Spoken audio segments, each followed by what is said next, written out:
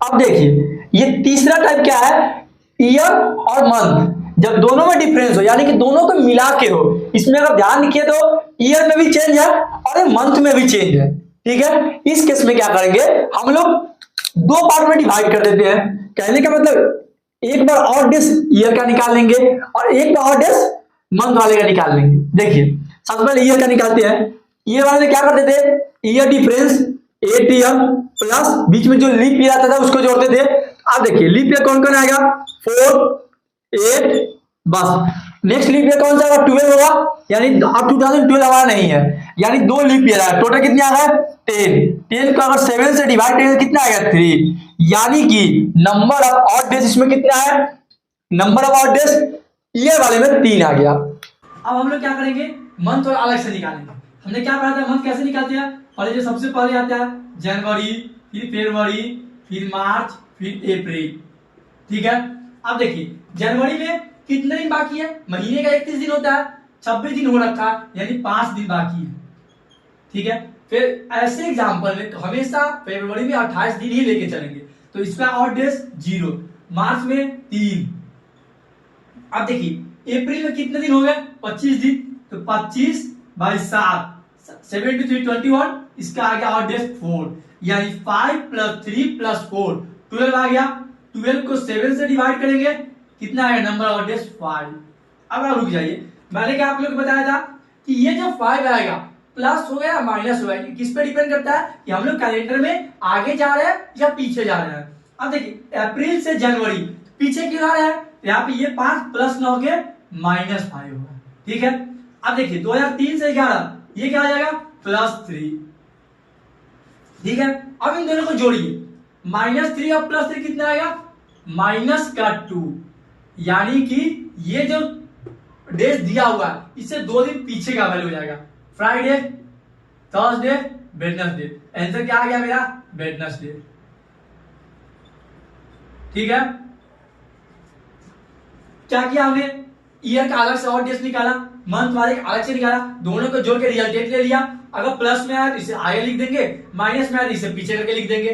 ठीक है, कुछ और एग्जांपल्स है हमने देखते हैं, ये लिखिए आप लोग तब तक। अब देखिए नेक्स्ट एग्जांपल क्या कह रहा है, अगर 10 जनवरी 2004 को सैटरडे था तो हमें क्या बताया है कि 20 मार्च 2016 को कौन सा दिन होगा। सबसे पहले देखिए इसमें ईयर और मंथ दोनों में डिफरेंस है, क्या करना है, ईयर को अलग कर लेंगे सेपरेट और मंथ को अलग कर लेते हैं, दोनों में और डेज देख लेते हैं। अब देखिए 4 से 16 कितने ईयर का डिफरेंस हुआ, 12 प्लस लीप ईयर कौन कौन आता है, देखिए 2004 भी लीप ईयर है तो 4, फिर 8, फिर 12। अब देखिए 16 भी लीप ईयर है, 2016 भी तो 16, यानी कि 12 + 4 टोटल 16 आ गया। इसको अगर 7 से डिवाइड कर दे तो नंबर ऑफ रिमाइंडर कितना आएगा 2। ये मेरा क्या हो गया, नंबर ऑफ ऑड डेज, और ये आगे बढ़ रहे हैं तो +2। ठीक है, अब देखिए जनवरी से मार्च, जनवरी, फरवरी, मार्च। जनवरी में रिमेनिंग डेज कितना है, 31 डेज होता है, 10 दिन हो चुका है, यानी कि 21 दिन बाकी है। ठीक है, फरवरी में 0, मार्च में कितने 20 मार्च, यानी कि 20/7, 7 2 14, ये 6 बच गया। अच्छा ये हमेशा 0 क्यों लेते हैं हम लोग, आप ध्यान से देखिए, ऑलरेडी लीप ईयर जो है वो हमने इधर काउंट कर रखा है। अगर यहां भी लीप, क्योंकि या तो 28 का महीना होगा या तो 29 का होगा, 28 वाला नॉर्मल ईयर होगा और जैसे ही 29 होगा और डेज वाला आ जाएगा, वो लीप ईयर का केस आ जाएगा और हमने ऑलरेडी लीप ईयर के लिए अलग से ऐड कर रखा है। ठीक है, इसलिए हम लोग हमेशा इसमें 28 डेज ही लेते हैं। अब देखिए 21 को 7 से डिवाइड करेंगे, ये 3 और डेज आ गया, सॉरी 0, इधर कंप्लीटली कट गया तो रिमाइंडर 0, यानी कि इसमें और डेज कितना हो गया 6। अब देखिए जनवरी से मार्च हम लोग कैलेंडर में आगे आ रहे हैं या पीछे जा रहे हैं, जनवरी से तो आगे जा रहे हैं तो प्लस का 6। अब इन दोनों को ऐड कीजिए, 6 + 2 8, 8 को 7 से डिवाइड करेंगे तो रिमाइंडर 1, रिमाइंडर 1 प्लस का 1 है, इसमें +1, तो सैटरडे के अगले दिन क्या आता है, संडे। आंसर हमारा क्या आ गया, संडे। इसका आंसर क्या हो गया, संडे। 10 मार्च 2004 को अगर सैटरडे था तो 20 मार्च 2016 को संडे होगा। ठीक है, लिखिए आप लोग। अब देखिए कैलेंडर में एक नया कॉन्सेप्ट आता है कि सिमिलर कैलेंडर बताने के लिए, यानी कि ये जो 1990 का कैलेंडर होगा इसमें से किसका सिमिलर कैलेंडर होगा। तो सबसे पहले चेक करते हैं क्या इसमें कि ये लीप ईयर है कि नहीं। सबसे पहला चीज ये लीप ईयर है कि नहीं, 4 से डिवाइड करते हैं। देखिए क्या ये कटेगा, नहीं कटेगा, ये लीप ईयर तो नहीं है। इसका मतलब है आंसर जो भी होगा सिमिलर कैलेंडर वो लीप ईयर नहीं होगा। क्या ये लीप ईयर है, 4 से डिविजिबल तो नहीं होगा आंसर। क्या ये लीप ईयर है, ये भी नहीं होगा। यानी आंसर तो यही दोनों में से कोई एक होगा। ठीक है, अब वो चेक कैसे करते हैं, इसमें और इसमें से क्या करेंगे, ईयर डिफरेंस यानी और डेज निकालेंगे, इसमें और इसमें निकालेंगे, जिसका नंबर ऑफ डेज 0 आ गया, ठीक है, वही सिमिलर कैलेंडर मेरा हो जाएगा। अब देखिए 1990 से 2001 कितने साल का गैप है, 11 ईयर का। ठीक है, अब देखिए उसके बाद लीप ईयर क्या क्या आएगा, 92, 96, 2000। ठीक है, यानी कि ये 11 + 3 14, इसको 7 से डिवाइड करके कंप्लीट डिवाइड हो जाएगा। रिमाइंडर मेरा कितना आएगा, 0। यानी इसमें नंबर ऑफ ऑड डेज कितना आया, 0। इसमें और इसमें भी चेक करते हैं ईयर का कितना डिफरेंस है, 7 ईयर प्लस लीप ईयर कौन कौन हो जाएगा इसमें अब 92, 96। ठीक है, इसके आगे तो नहीं होगा, तो 7 + 2 9, 9 को 7 से डिवाइड करेंगे, रिमाइंडर कितना आएगा 2। यानी कि इसमें ऑड डेज आ रहा है, तो ये सिमिलर कैलेंडर नहीं होगा। जिसका ऑड डेज 0 आया वही हमारा सिमिलर कैलेंडर होगा, सिंपल सी बात है। अब देखिए 2017 का सिमिलर कैलेंडर इनमें से किसका है, 2017 क्या लीप ईयर है, नहीं है, तो आंसर में जो भी होगा वो भी लीप ईयर नहीं होगा। ठीक है, अब चेक करते हैं 2028 लीप ईयर है, नहीं है, सॉरी है, तो ये आंसर तो नहीं होगा। फिर और कौन सा लीप ईयर है, ये 2020, ये लीप ईयर है, हमारा आंसर ये नहीं होगा। आंसर तो होगा बी नहीं तो सी। अब देखिए ये डिफरेंस निकालते हैं, 2017 से 2023 में कितने साल का डिफरेंस है, 6 साल का, तो 6। और लीप ईयर क्या होगा, एक 6 इसमें होगा 20, 18 नहीं होगा, 19 नहीं होगा, यानी कि 20 होगा। ठीक है, उसके बाद 24 होगा, लेकिन 2023 तक ही मुझे देखना है, तो कितना आ गया, 6 साल प्लस 1 साल, 7 साल। 7 को 7 से डिवाइड करेंगे तो रिमाइंडर 0 आएगा। यानी कि मैंने क्या बताया था आप लोग को, जिसका ऑड डेज 0 आ गया वो हमारा क्या आ जाएगा, सिमिलर कैलेंडर हो जाएगा। क्रॉस चेक करेंगे 2022 का भी चेक करते हैं, 17 से 22 कितना साल, 5 साल। अब इसमें लीप ईयर कौन कौन है, एक तो हो गया 20, यानी 1, 5 + 1 6, इसको 7 से डिवाइड करेंगे रिमाइंडर तो 6 ही आएगा ना, कंप्लीट डिविजिबल नहीं है। इसका मतलब है आंसर क्या हो गया हमारा 2023। ठीक है, देखिए आप बहुत ही आसान है, सिमिलर कैलेंडर क्या करना है, चेक करना है कि लीप ईयर है कि नहीं। अगर लीप ईयर है आंसर हमारा लीप ईयर ही होगा, लीप ईयर नहीं है तो आंसर लीप ईयर नहीं वाला ही होगा।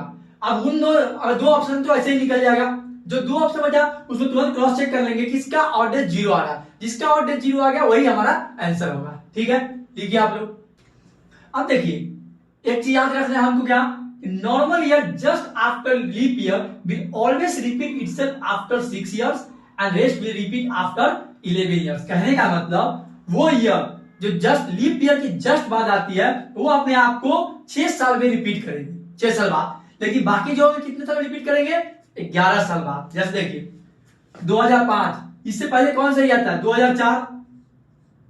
2004 एक लीप ईयर है कि नहीं, लीप ईयर है, तो लीप ईयर के जस्ट जो नेक्स्ट ईयर आएगा वो कितने साल बाद रिपीट करेगी, 6 साल बाद। उसके बाद वाले जो होंगे वो 11 साल में रिपीट करेंगे। अब देखिए 2009, 2007 से पहले 2006 था, ये लीप ईयर नहीं है, 6 से पहले 5 ये लीप ईयर नहीं था, तो इसलिए 11 साल में, लेकिन 5 से पहले 4 वो लीप ईयर है, तो वो रिपीट कितने साल में करेगा, 6 साल में। अब देखिए 2009 से पहले कौन सा साल आएगा, 2008, ये लीप ईयर है कि नहीं, लीप ईयर है। इसका मतलब है इसके जस्ट नेक्स्ट ईयर जो आएगा वो अपने आप को 6 साल बाद रिपीट करेगा, और ये 11 साल बाद। अच्छा, वही केस में लीप ईयर कितने दिन में करेगा, लीप ईयर वो अपने आप को 28 साल बाद रिपीट करता है। ठीक है, लिखिए आप लोग। अब देखिए एक और छोटा सा कंसेप्ट क्या है कि जब भी नॉर्मल ईयर होगा, उस जो ईयर का स्टार्टिंग डे होगा वही उसका एंडिंग डे होगा। That means starting day remains same और ending day of a year. कहने का मतलब जैसे अगर 1 जनवरी 2002 को संडे था तो एक उसका एंडिंग उस ईयर का आखिरी दिन कौन सा होगा? 31 दिसंबर 2002। तो उस दिन भी संडे ही होगा। क्यों? क्योंकि ये लीप ईयर नहीं, ये नॉर्मल ईयर है। नॉर्मल ईयर की बात हो रही है, मतलब उस ईयर में 1 जनवरी को जो दिन होगा संडे था, तो वही चीज 31 दिसंबर को भी संडे ही होगा। अब देखिए 2002, लेकिन 1 जनवरी 2003 को क्या हो जाएगा? इससे एक दिन आगे हो जाएगा, यानी कि यहाँ पे +1 हो जाएगा। यहाँ पे तो 0 चेंज हुआ, लेकिन इसमें अगर 1 जनवरी 2002 से 1 जनवरी अगर 2003 की पूछे डायरेक्ट, इससे एक ज्यादा हो जाएगा। अब देखिए, लेकिन लीप ईयर के केस में क्या होता है? जो मान लीजिए 2004, ये क्या है? लीप ईयर है। इस साल का फर्स्ट डे अगर संडे था, इसका मतलब आखिरी डे उससे एक ज्यादा होगा, यानी एक आगे वाला दिन होगा। संडे था तो क्या हो गया? मंडे। ये संडे था, ये मंडे। 1 जनवरी 2004 अगर संडे था तो 1 जनवरी 2005 क्या हो जाएगा? यानी मंडे के एक बाद हो जाएगा, यानी कि +2। यहां से +2 संडे, यहां से देखिए अगर +2 है, यहां से इससे +2 है, इससे +2 आ गया। बोल सकते संडे से बाद डायरेक्ट मंडे ट्यूसडे। यानी लीप ईयर के केस में जो स्टार्टिंग डे होगा साल का, वो उससे एक ज्यादा होगा आखिरी डे। संडे था तो मंडे हुआ। अब आप पूछे 1 जनवरी 2005 का बताइए क्या हो जाएगा? ट्यूसडे हो जाएगा। ठीक है, छोटा सा कॉन्सेप्ट है, लिखिए आप लोग। अब देखिए, जो कैलेंडर में है ये बहुत ही इंपॉर्टेंट है, ये जानना। अब मैंने आप लोग को बताया था स्टार्टिंग में सेंचुरी लीप ईयर क्या होता है, जो 400 से कंप्लीटली डिवाइड हो जाते हैं और रिमाइंडर 0 होते हैं। ठीक है, अब देखिए, अगर मान लीजिए ये 100 ईयर कौन सा, ये 100 है, उसमें लीप ईयर कितने आते हैं? 24। तो अब दोनों को जोड़िए, 124 को अगर 7 से डिवाइड कर दे तो कितना आएगा हमारा रिमाइंडर? 5। यानी कि अगर 100 साल की बात हो रहा है तो नंबर ऑफ ऑड डेज कितना आएगा? 5। अगर 200 साल की बात हो रहा है तो उसमें लीप ईयर 48 हो जाएंगे। तो 200 + 48, 248 बाई 7 करते हैं, यानी 248 बाई 7, तो रिमाइंडर हमारा 3। यानी कि 100 ईयर में 5 नंबर ऑड डेज, 200 में 3 ऑड डेज। वही अगर मैं 300 की बात करूं तो लीप ईयर 72 हो जाएंगे, नंबर ऑड डेज 1 हो जाएंगे। और 400 यानी जितने भी 400 के मल्टीपल में भी होंगे वो सारे सेंचुरी लीप ईयर में आएंगे। तो क्या हो जाएगा? 96 ईयर तो आ गया, इसमें 96 लीप ईयर और एक सेंचुरी लीप ईयर का टोटल 97। 400 + 97 497, इसको अगर 7 से डिवाइड करें तो रिमाइंडर 0। यानी कि अगर 100 साल की बात हो रहा है उसमें नंबर ऑफ ऑड डेज 5। अगर 200 साल की बात हो रहा है नंबर ऑफ ऑड डेज 3। अगर 300 साल की बात हो रहा है तो ऑड डेज 1। अगर 400 साल की बात हो रही है उसमें नंबर ऑफ ऑड डेज 0 होंगे। ठीक है, ये लिख के इससे रिलेटेड हम लोग एग्जांपल देखते हैं कैसे सॉल्व करते हैं। ठीक है, और देखते हैं कि 15 अगस्त 1947 को कौन सा डे था। ठीक है, ये बहुत ही इंपॉर्टेंट है। ये कोई भी, अभी तो 15 अगस्त 1947 है, कोई भी ऐसा डे दे सकता है कोई भी ईयर का, और उसका हमें दिन निकाल के बताना है कौन सा दिन होगा वहां पे। ठीक है, अब देखिए 15 अगस्त 1947, ऐसे क्वेश्चन में क्या करना है? स्प्लिट करते हैं, ईयर और मंथ दोनों को स्प्लिट कर देंगे। पहले क्या करेंगे? ईयर में नंबर ऑफ ऑड डेज निकालेंगे, फिर मंथ में ऑड डेज निकालेंगे और दोनों को जोड़ के तब डेज निकालेंगे। अगर ऑड डेज टोटल 0 आया, ठीक है, तो संडे होगा। अगर 1 आया तो मंडे होगा, 2 आया तो ट्यूसडे होगा, 3 तो वेडनेसडे, 4 तो थर्सडे, 5 तो फ्राइडे, 6 तो सैटरडे आया। ठीक है, अब देखिए 1947 यानी कि इस ईयर को हमने स्प्लिट कर दिया। पहले 400 के मल्टीपल में 1600 + 300 और ये 47 है, तो इसको क्या करेंगे? एक पीछे यानी 46 तक, 1600 + 300 + 46, इसको ईयर में ब्रेक कर लेंगे। हमने क्या पढ़ा है कि 400 के मल्टीपल में नंबर ऑफ ऑड डेज कितने होते हैं? 0। 300 में नंबर ऑफ ऑड डेज 1 होते हैं। अच्छा, और ये 46 ईयर, इस 46 ईयर में ये तो 46 आएंगे ही आएंगे, लेकिन 46 में लीप ईयर कितने आएंगे?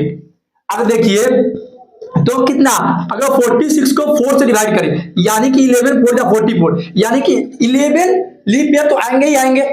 ठीक है, अब देखिए जो ये टोटल है ये 46 प्लस 11 57 को अगर 7 से डिवाइड करते हैं तो रिमाइंडर कितना आएगा 1, यानी कि इसमें 0 और डेज, इसमें 1 और डेज, इसमें टोटल और डेज 1।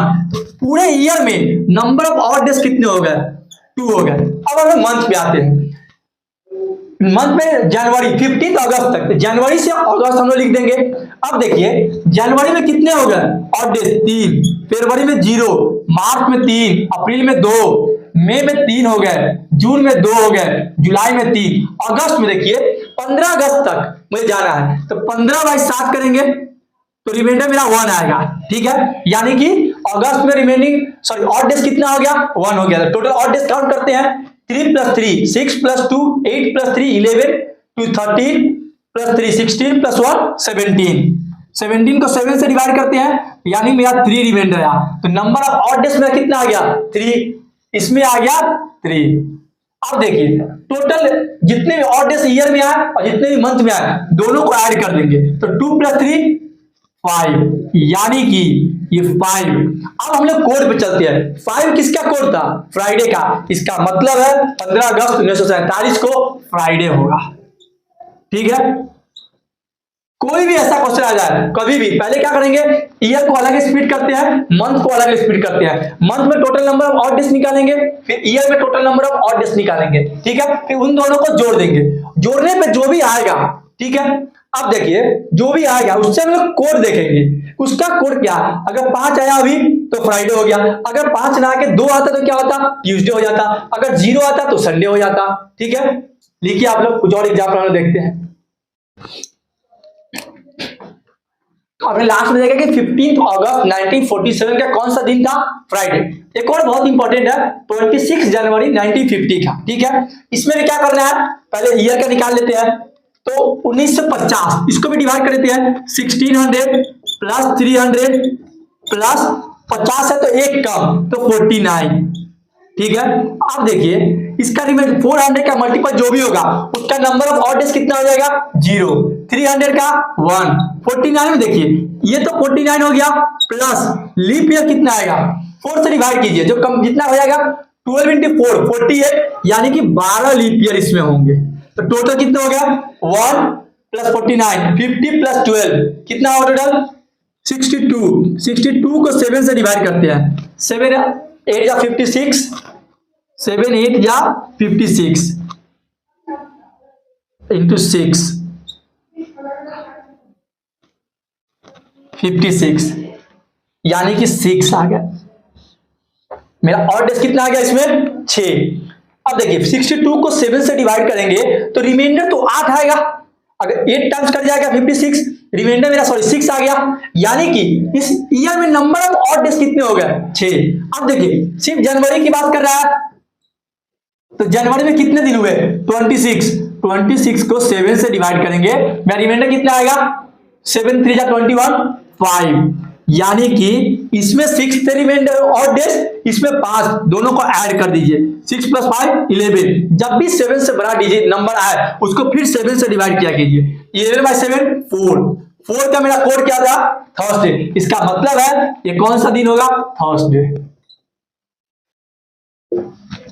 क्या करना है ईयर का अलग निकालेंगे number total number odd days, month का अलग निकालेंगे दोनों को जोड़ देंगे। अगर 7 से कम आया तो डायरेक्ट कोड का लिख देंगे, अगर 7 से ज्यादा आया तो उसको क्या करेंगे फिर 7 से डिवाइड करके ऐसा करना है कि 6 तक मेरे को चाहिए रिमाइंडर यानी ऑड डेज, और उसके बाद जो भी आएगा 4 आया तो थर्सडे, 5 आया तो फ्राइडे, 6 आया तो सैटरडे, ये लिख देंगे। ठीक है, अब कोई भी डेट क्या निकाल सकते हैं, कोई भी ईयर का निकाल सकते हैं, बस क्या करना है ईयर और मंथ को सेपरेट करके ऑड डेज निकाल लीजिए फिर जोड़ के लिख लीजिए। ठीक है, लिखिए आप लोग।